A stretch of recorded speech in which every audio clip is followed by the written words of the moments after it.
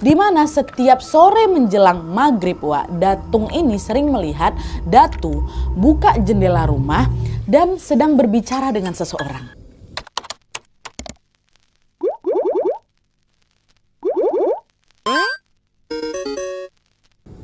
Oke, Wak, kisah yang akan aku ceritakan malam ini dikirim sama Wak kita yang bernama Laras dari Kalimantan Selatan. Halo Laras. Nah, seperti yang sudah aku bilang tadi, Wak, kejadian horor ini merupakan kisah antar generasi yang bermula dari kakek buyut ayahnya Laras yang biasa dipanggil Datu. Ini biar kalian nggak bingung nih, Wak. Di sini aku mau jelasin dulu silsilah dari keluarganya si Laras ini, Wak, ya. Jadi silsilahnya kita urut dari paling bawah ke atas. Di bawah ada Laras. Laras punya orang tua, bapaknya punya orang tua, kakek, atau yang dalam bahasa mereka disebutnya Kai. Terus di atas Kai ada Datung, di atas Datung ada Datu ya. Jadi Laras, bapak, Kai, Datung, Datu ya, 5 generasi.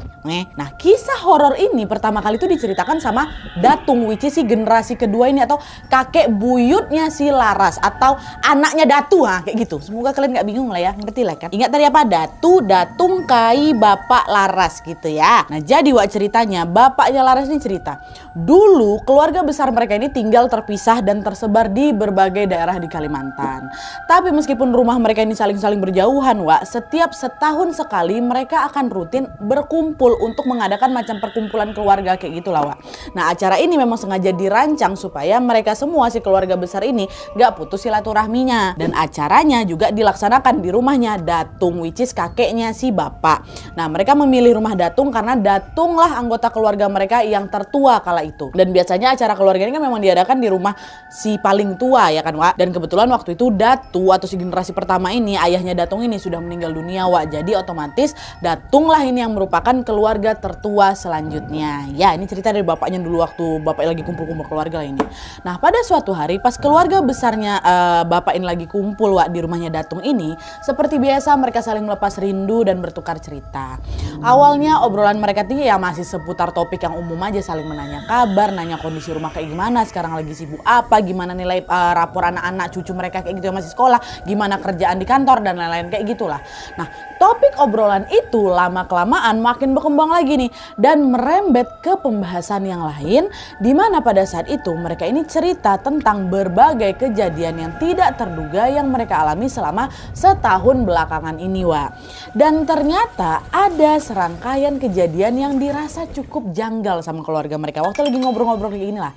Nah, salah satu keluarga yang bernama Om Andi, dia bilang, kalian tahu nggak, weh, kemarin waktu aku lagi beberes rumah tiba-tiba ada ular, bukan ular biasa, Wak, ular kobra muncul di kamar aku. Aku nggak tahu ular tuh muncul dari mana, bahkan aku juga nggak sadar kapan ular kobra tuh datang. Terus pas aku ngambil sapu kan mau ngusir dia, tiba-tiba ularnya udah nggak ada. Nah, kata Om Andi membuka obrolan itu kan.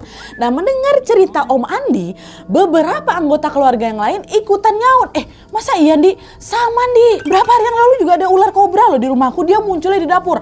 Ada lagi yang nyaut, aku juga. Kemarin ada juga ular kobra muncul di kamar mandi aku. Ada lagi yang nyaut, iya weh, rumahku juga kedatangan ular kobra loh, tapi cuma di teras. Bentar dulu, ini kenapa rumah kita bisa sama-sama didatangin ular nih? Pada heboh lah, semua didatangin ular, Wak. Nah, menyadari kesamaan itu, Om Andi nanya lagi lah kan, kenapa bisa kayak gini, Wak, ya? Emang sekarang lagi musim ular kobra kah? Kayaknya enggak lah, Wak. Soalnya cerita tentang ular kobra nih ya inilah baru aku dengar dari kalian. Kawan-kawan aku yang lain nggak ada loh. Maksudnya kawan-kawan di luar kan, kawan-kawan kantor yang tahu ya nggak pernah dengar ada kedatangan kobra di rumah mereka. Kok kayaknya cuman keluarga kita aja. Nah, pas mereka lagi ngobrol soal ular kobra ini, kebetulan Datung kan juga ada di situ. Nah, awalnya Datung cuma diam aja, cuma nyimak lah ini cerita dari para keturunannya kan. Cuma nyimak-nyimak cerita sampai akhirnya di satu momen tiba-tiba Datung ini buka suara, Wak. Datung bilang kayak gini, ular kobra itu sebenarnya bukan hal baru kok buat keluarga kita. Tapi Datung memang belum sempat ceritain aja ke kalian apa yang sebenarnya, kata Datung kayak gitu kan. Emang ada apa, Datung? Apa pernah terjadi sesuatu? Apa kaitannya? Kenapa? Ada apa ular kobra tuh, kata mereka. Ada kisah yang harus kalian dengar tentang Datu, which is ayahnya Datung. Dan kisah ini juga berkaitan dengan ular kobra tuh lah.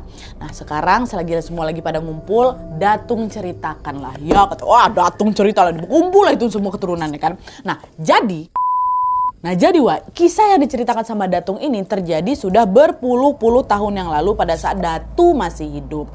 Nah pada masa itu Datung ini masih berusia belasan tahun Wak, dan dia masih tinggal di rumah orang tuanya, which is masih tinggal di rumahnya Datu. Nah sebagaimana kebanyakan rumah zaman dulu Wak, dinding rumah keluarga Datung pun juga sederhana, dibuat dari anyaman bambu aja kayak gitu kan. Suasananya masih asri khas pedesaan, siapapun yang berada di dalamnya itu pasti akan ngerasa betah kali lah ada di dekat desa itu. Nah tapi di balik suasana yang menyenangkan itu Wak, Datung ini notice ada yang janggal dari perilaku bapaknya, dari perilaku Datu.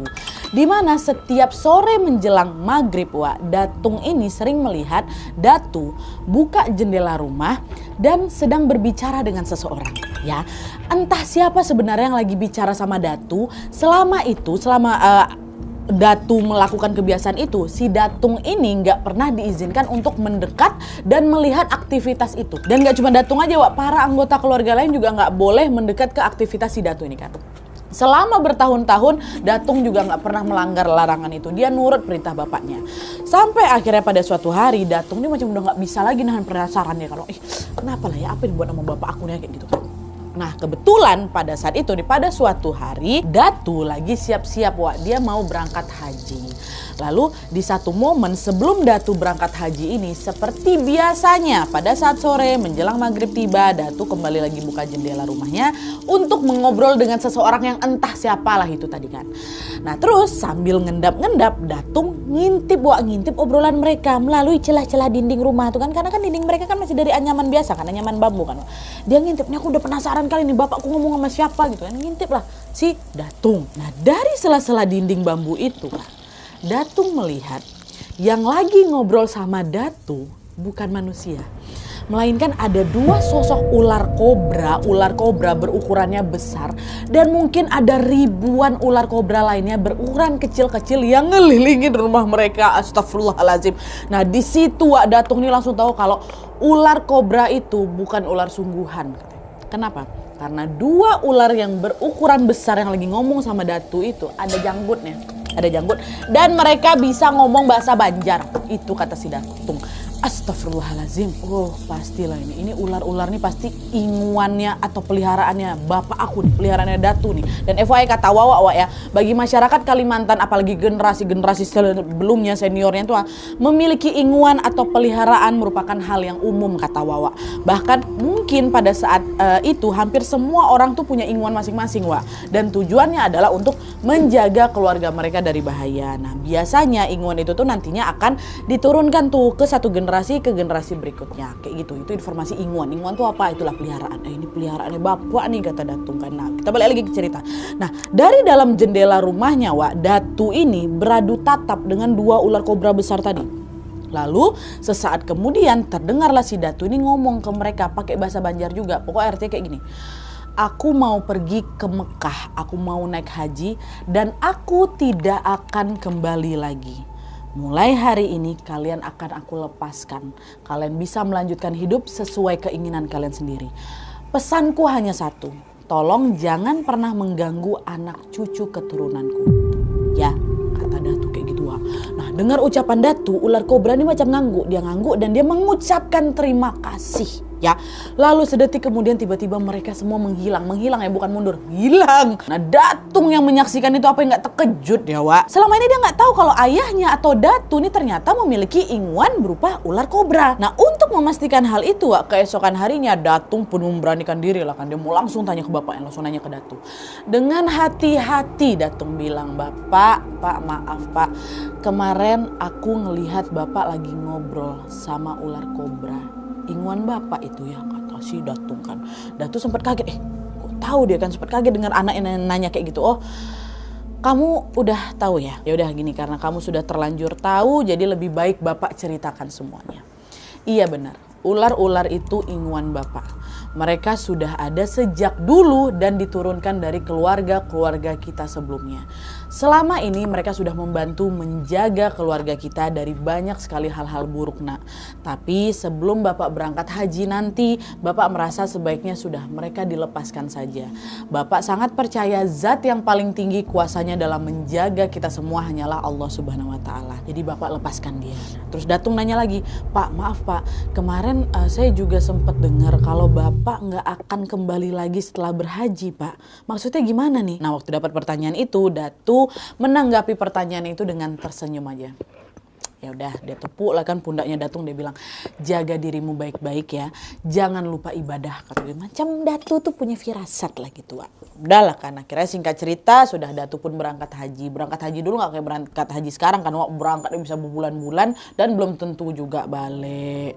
Dan ya itulah dia, setelah semua rangkaian ibadah haji itu selesai dilakukan, memang betul Datu tidak pernah pulang kembali ke rumah. Datu meninggal pada saat sedang haji, meninggal di Mekah, dan jasadnya juga dimakamkan di Mekah. Jadi gitulah ceritanya. Nah udah nih ya, itulah tadi cerita yang disampaikan sama Datung dari apa yang sudah dia lihat dan apa yang sudah dia dengar dari Datung gitu. Nah kita balik lagi nih ke acara kumpul keluarga Bapak ya.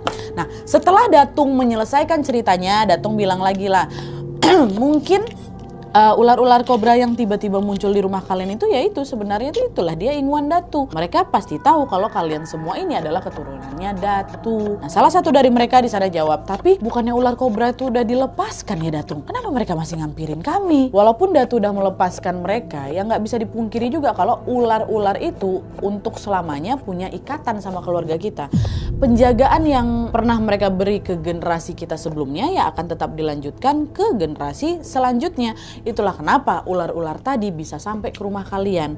Datung tahu kalian pasti kaget sama hal ini, tapi sudah, kalian tenang aja. Insya Allah ular-ular itu datang dengan maksud yang baik kok, bukan karena mau mencelakai kalian, kata Datung kayak gitu, Wak.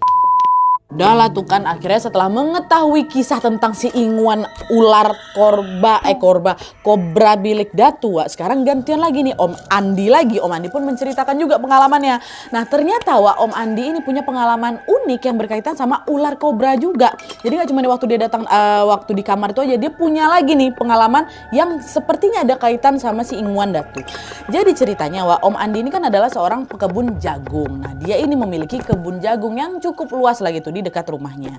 Setiap hari Om Andi ini akan datang ke kebun untuk merawat jagung-jagung yang dia tanam, dan alhamdulillahnya kebun milik Om Andi ini juga subur kali, Wak. Jagung-jagung yang ditanam pun dapat berbuah baik.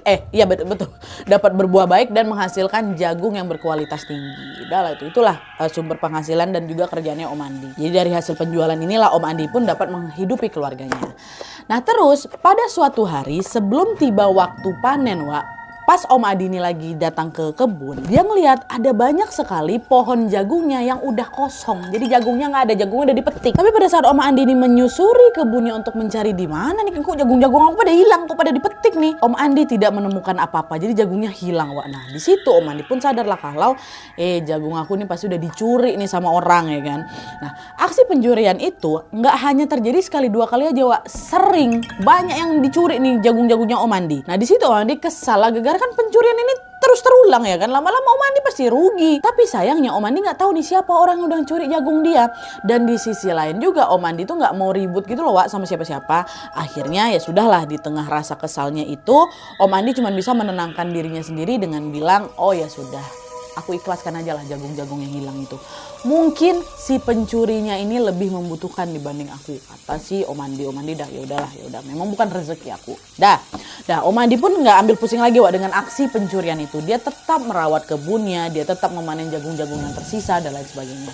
Nah pada suatu hari, pada saat Om Andi ini lagi ada di kebun, tiba-tiba datang, Wak, pekebun lain ngampirin Om Andi. Dia bilang kayak gini, Pak Andi, Bapak udah dengar berita belum? Berita apa, Pak? Saya belum dengar apa-apa. Itu loh, orang-orang di pasar lagi heboh. Katanya beberapa waktu terakhir nih ada pencuri jagung, Pak. Dia sering ngejual hasil curinya itu ke pasar. Nah terus belum lama ini si pencuri ini tiba-tiba meninggal, Pak, dipatok kobra.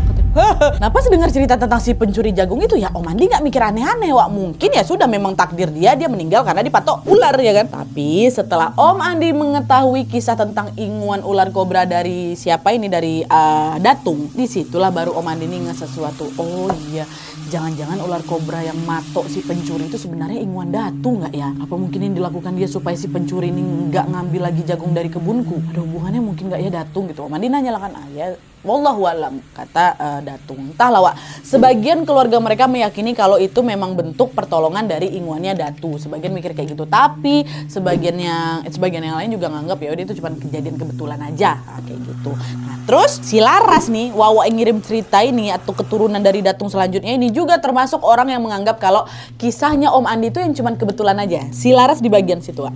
Nah awalnya Laras ini masih nggak percaya, sampailah pada suatu hari Laras mengalami sendiri kejadian janggal yang berkaitan sama inguan Datu. Jadi ceritanya pada tahun 2023 kemarin Laras ini lagi KKN sama teman-teman kampusnya. Nah sebagaimana kegiatan KKN pada umumnya Wak, pada saat itu si Laras ini juga diterjunkan ke masyarakat untuk ikut berkegiatan langsung bersama mereka. Mulai dari mengajar di sekolah, berkebun, gotong royong, bersih-bersih desa dan lain-lain ya kan. Nah terus pada suatu hari anak-anak di desa tempatnya si Laras ini KKN ngajak si Laras sama kawan-kawannya Laras untuk mandi di sungai. Nah kebetulan di desa itu memang ada Nadia sungainya jernih lah gitu, dan memang sering juga dipakai untuk mandi sama warga sekitar. Dah maulah ini Laras sama kawan-kawannya kan berangkatlah itu ke sungai jam 4 sore. Supaya lebih aman Wak, pada saat itu mereka ini cuma mandi di pinggir-pinggir sungai aja, jadi nggak sampai berenang di tengah tuh. Kenapa lagi asik-asik mandi gitu, karena nggak sengaja si Laras ini nengok ada perempuan yang lagi berdiri di seberang sungai sambil gendong bayi Wak ya. Perempuan itu macam natap aku Nadia, tapi ekspresinya datar kan, dia tengok aku nggak kenal dia itu siapa kan, tapi gara-gara aku udah beradu tatap sama dia, ya udahlah ngangguk aku senyum gitu macam mau nyapa dia, mungkin dia salah satu warga yang ada di situ ya kan. Cuman waktu aku senyuman kayak gitu Nadia, dia diam, nggak dibalasnya senyum, nggak dianggukkannya juga kepala, nggak, dia diam gitu sambil nengok aku gitu kan. Dan si Laras pun nggak ngambil pusing, dia lanjut lah lagi mandi sama kawan-kawannya. Nah terus nggak lama kemudian langit yang semula cerah itu tiba-tiba mendung datang. Belum sempat si Laras sama kawan-kawan keluar dari sungai, hujan udah terlanjur turun duluan. Wah, hujan deras. Panik lah mereka kan. Mereka langsung keluarlah dan berteduh di salah satu rumah warga yang ada di situ. Nah, awalnya mereka ini mau nunggu sampai udah hujan agak reda baru kita balik ke posko nih. Tapi sampai udah menjelang maghrib, hujan tuh nggak reda-reda juga. Dah nekat lah itu mereka hujan-hujanan lah ini kan balik ke posko, dibanding nggak balik gitu. Dah sampai di posko, Laras sama kawan-kawan yang lain pun langsung ganti baju dan bersiap untuk sholat maghrib berjamaah di musola. Dah sehabis sholat mereka pun balik lagi lah ini ke posko mau istirahat. Nah pas di perjalanan balik ke posko, salah satu kawannya Laras, kita sebut aja lah namanya Dinda, tiba-tiba berhenti. Dia mau mampir nih ke salah satu rumah warga. Dia bilang, kalian duluan aja lah, nanti aku nyusul gitu, aku mau ke rumah warga ini dulu bentar, ada yang mau ngobrolin gitu. Dah si Laras sama kawan-kawan yang lain pun pamit lah balik duluan. Si Dinda tinggal nih. Terus sekitar 10 menit kemudian lah Nadia, aku udah dalam posko nih kata si Laras kan. Tiba-tiba ada yang ngetok pintu posko, nggak enak. Woi, buka pintunya, aku mau masuk. Ngapa nih pintunya kok malah dikunci? Suara Dinda rupanya. Dah Laras langsung bangun, dibuka lah pintu kan. Waktu buka ada Dinda di depan. Pintunya nih loh nggak dikunci. Ngapa kok nggak bisa buka pintu ini sendiri kah? Kata kayak gitu. Memang nggak dikunci pintu tuh kata itu. Cuma Nat, ini nih ekspresinya Dinda langsung bingung. Hah? Apa nih? Aku baru sampai kali lo, belum sempat aku ketok, dah aku buka duluan. Kaget lah si Laras. Hah, kok dia tadi nggak ngetok? Mana? Dan belum sempat aku ngetok, baru nyampe kali aku nih, kata si Dinda kayak gitu. Nah terus kalau misalnya bukan Dinda yang ngetok, siapa yang teriak minta dibukain pintu tuh? Suaranya suara Dinda. Nah tapi ngegas memang. Dah lah di situ Laras nggak mau mikir aneh-aneh nih. Dia mungkin si Dinda lagi ngerjain aku mungkin kan. Dah lah masuklah kau gitu. Nah, masuklah si Dinda. Ini belum selesai nih Wak ya. Pas si Dinda ini melangkahkan kakinya masuk ke dalam posko, di situ Laras terkejut. Dia nengok ada perempuan yang lagi berjalan ngikut di belakangnya Dinda dari belakang. Astagfirullahaladzim. Perempuan itu lagi gendong bayi Wak. Dan itulah dia perempuan yang tadi si Laras tengok di sungai itu. Ikut deh di belakangnya si Dinda. Dan selama beberapa detik Laras ini sempat beradu tatap sama si perempuan itu Wak. Dia beradu tatap tiba-tiba tersenyum. Giginya tajam-tajam lah dia kata. Bukan manusia nih, setan nih gitu. Orang sosok penjamin mata dia baca-baca doa ya kan. Suatu dia buka mata lagi, hilang lah itu sosoknya ngikutin Dinda Wak. Waktu itu aku nggak cerita ke siapa-siapa, aku baru aja nengok hantu tuh. Aku takut dan kawan-kawanku pada ketakutan semua ya kan. Dia cuma ambil wudhu, baca doa, habis itu melanjutkan kegiatannya seolah tidak terjadi apa-apa. Tapi masih di malam yang sama, Wak. Di malam yang sama itu Laras ngerasa badannya tiba-tiba berubah nggak enak, kepalaku pusing, badan aku dingin, nah macam demam aku. Nah teman-teman yang ngelihat Laras ini kok mendadak sakit tuh pada heran, perasaan tadi si Laras sehat-sehat aja nya. Kenapa mendadak ngedrop kayak gini? Apa karena tadi hujan-hujanan, Wak? Tapi kok aja yang sakitnya? Kita nggak apa-apa. Nah khawatir terjadi sesuatu, mereka pun langsung lah itu ngerumunin si Laras untuk memberikan pertolongan. Apa Ras? Nggak apa-apa kan kau gitu-gitu. Nah di dalam kerumunan itu tanpa sengaja si Laras ini menolehlah natap ke si Dinda tadi. Dinda kan. Dan perempuan yang lagi gendong bayi itu, Wak, masih ada di belakang Dinda rupanya. Ada dia. Dinda kok ngapa belakang si perempuan tuh. Perempuan masih natap. Ya Allah kayak gitu. Di situ udah nggak bisa ditahan lagi sama Laras. Wah, Laras teriak nangis lah dia sesenggukan. Dan setelah kejadian itu Laras udah nggak tahu lagi pasti apa yang terjadi selanjutnya. Cuman yang jelas pada saat itu demamnya makin tinggi lagi, Wak, dan kondisinya juga belum membaik nih. Kok nggak sembuh-sembuh si Laras ini? Udahlah telepon aja orang tuanya si Laras, Wak. Takut kenapa-napa anak nih, tadi juga dia habis menangis gitu, habis sambat nak. Dan orang tuanya ditelepon, malam itu juga Laras pun dibawa lah balik ke rumah, Wak. Sesampainya di rumah, Laras langsung dikasih obat nih dan diminta untuk meminum air putih yang memang sudah didoakan. Dah minum dong, takut sambat ini nggak enak perasaan bapak katanya. Nah nggak lama kemudian dah ketiduran lah ini si Laras. Dan di dalam tidurnya inilah, Wak, Laras memimpikan sesuatu yang nggak akan pernah aku lupakan seumur hidup aku, Nat, katanya. Di dalam mimpinya, Wak, Laras ini lagi sendirian di sebuah sungai tempat dia tadi mandi sore. Iya benar, tempat dia tadi mandi pada sore hari ya kayak gitu. Nah terus pas Laras ini keluar dari sungai itu, tiba-tiba perempuan yang lagi gendong bayi itu datang, Wak, di mimpi dia. Cuman dia berjalan ngedekat ke tepian tempat si Laras ini berdiri. Ya kan di depan nyata cewek itu diam aja kan, di mimpi cewek itu jalan ngedekatin si Laras. Nah waktu si perempuan udah dekat, Wak, dia ngomong pakai bahasa Banjar. Nah dia bilang kayak gini, kau ternyata bisa ngelihat aku, kau yang harus aku bawa, katanya gitu. Dan setelah mengatakan itu si perempuan langsung ditarik tangan Laras, Wak, tarik ya untuk bisa berjalan. Dia ikut ke tengah sungai. Sekuat tenaga Laras ini mencoba melepaskan tarikan tangannya, Wak, tapi tarikan itu betul-betul kuat sampai Laras ini ikut terseret aku ke tengah sungai itu, Nat. Udah panik kan si Laras macam mau diseret ke dalam tengah sungai itu, sampai akhirnya dari dalam sungai tiba-tiba muncul betul yang kemarin dibilang sama Datu. Dua sosok ular kobra berukuran besar ngadang mereka berdua, ngadang kami di tengah-tengah gitu kan. Dan ular itu langsung melepaskan tangan Laras dari genggaman si perempuan tadi. Ular itu bilang, dia dalam penjagaan kami, kau nggak bisa bawa dia pergi. Kembalilah ke tempatmu dan jangan ganggu dia lagi. Bagi bangsa kami, kesetiaan adalah janji yang sangat berharga. Dan dulu kami sudah berjanji akan selalu menjaga mereka semua, kata si ular itu. Dengar ucapan ular itu, si perempuan tadi macam langsung hilang, betul-betul hilang. Dan dia nggak lari, dia hilang. Barulah waktu udah hilang tuh aku terbangunlah dari mimpi aku.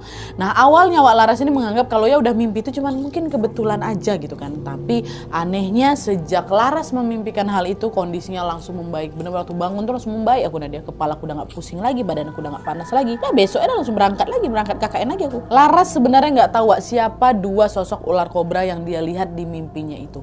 Apakah mereka ini adalah inguannya Datu yang diceritakan sama Datung itu, dan apakah mereka ini sengaja datang untuk menjaga Laras dari gangguan si perempuan itu? Wallahu alam, nah dia entahlah.